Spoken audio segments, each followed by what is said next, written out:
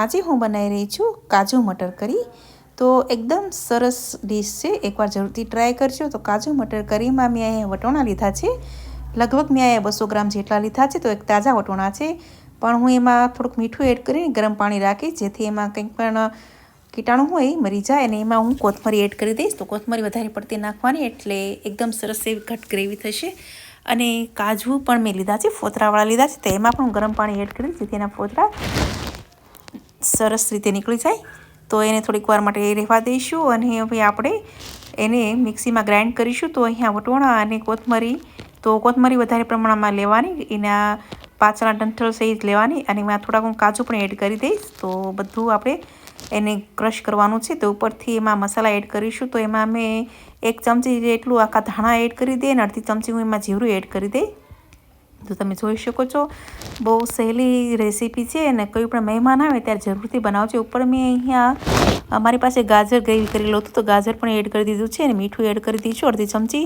તો એને ક્રશ કરીને એક સાઈડ મૂકી દઈશું। તો અહીંયા કાજુ કરી વઘારવાની તૈયારી કરીશું। તો અહીંયા ગરમ મસાલા, આખા ગરમ મસાલા નાખ્યા છે। તો તજ એક ટુકડો નાખીશું, મરી નાખીશું, જો મોટી એલચી હોય તો વધારે સારી, અને તેમાં મેં એક સ્ટાર બાજુ આવે તે એડ કરી દીધું છે। તો તે તતડી જાય પછી ડુંગળી આપણે કટિંગ કરીને નાખીશું। તો ડુંગળી મેં અહીંયા મોટી મોટી કટિંગ કરી છે। ટમેટા એડ કરી દઈશું। ટમેટા મેં અહીંયા 2 જેટલા એડ કરી દીધા છે। લીલા મરચાં, લસણ, આદું તમારે જે પણ એડ કરવું એડ કરી શકો છો। મેં મીઠાશ માટે ખજૂર એડ કરી છે, તમે ખાંડ પણ એડ કરી શકો છો।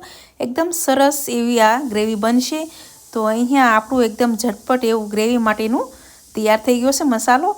તો સોફ્ટ થાય એટલે આપણે એને ગ્રેવી કરી નાખીશું, અને પછી હવે આપણે વઘાર કરવાનું તૈયારી કરીશું। તો મેં જીરું એડ કર્યું છે, અને જીરું એડ કર્યા પછી તરત જ લાલ મરચું એડ કરી દેવાનું છે। તો ઉપરથી લાલ મરચું ગ્રેવી નાખ્યા પછી ન નાખતા, જેવું આપણું જીરું તતડી જાય એટલે લાલ મરચું અને હળદર નાખી દીધું। ધાણા જીરું નાખવાની જરૂર નથી, કેમ કે આપણે ધાણા અને જીરું બંને મિક્સીમાં ગ્રાઇન્ડ કરી નાખ્યું છે। તો સરસ રીતે એકદમ મિક્સર સરસ થઈ જાય એટલે આપણે જે ગ્રેવી બનાવીને તૈયાર કરીને રાખ્યું છે તેમાં એડ કરી દઈશું, અને સારી રીતે મિક્સ કરી નાખીશું। અને વટોણા અને કાજુની જે આપણે ગ્રેવી કરીને તૈયાર કરી રાખ્યું છે તે પણ એમાં એડ કરી દઈશું। તો એકદમ ઝટપટ બની જાય એવી નવી ડીશ છે, તમે જરૂરથી બનાવજો। અને આ શિયાળામાં બહુ જ વટોણા વધારે પડતા આવ્યા છે, તો વટોણાનું તમે આ ડીશ જરૂરથી બનાવજો। તો વટોણા એટલે મટર કાજુ કરી છે। તો અહીંયા સરસ એવી રીતે તૈયાર થઈ ગયું છે આપણી આ ગ્રેવી। તો ઉપરથી આપણે વટોણાની જે ક્રશ કરીને રાખ્યું છે તે પણ એડ કરી દઈશું।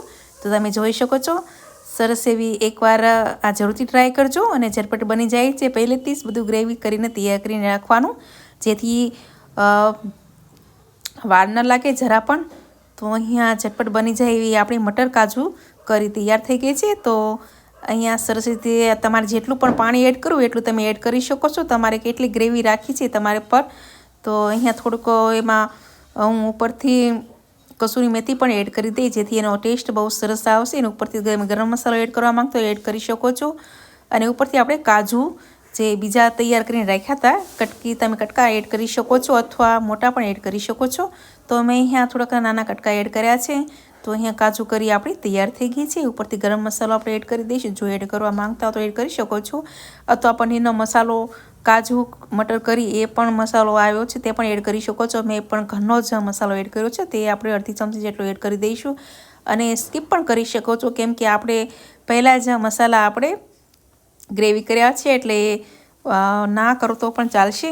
અને હવે આપણે ઉપરથી એકદમ સરસ વઘાર કરીશું। તો વઘાર કરવા માટે મેં અહીંયા વઘાર્યામાં 1 ચમચી જેટલું તેલમાં જીરું એડ કર્યું છે, અને ઉપરથી લાલ મરચું જો તમારે એડ કરવા માંગતો તો કરી શકો છો। સરસ એવું લાલ ચટાકાઈદાર આપણું કાજુ મટર કરી બનીને તૈયાર થશે। તો આ શિયાળામાં તમે આ ગરમા ગરમ કાજુ મટર જરૂરથી ખાજો। કાજુ મટર કરી તમે જરૂરથી ખાજો, અને રેસીપી સારી લાગે તો લાઇક અને સબસ્ક્રાઈબ કરવાનું ભૂલતા નહીં।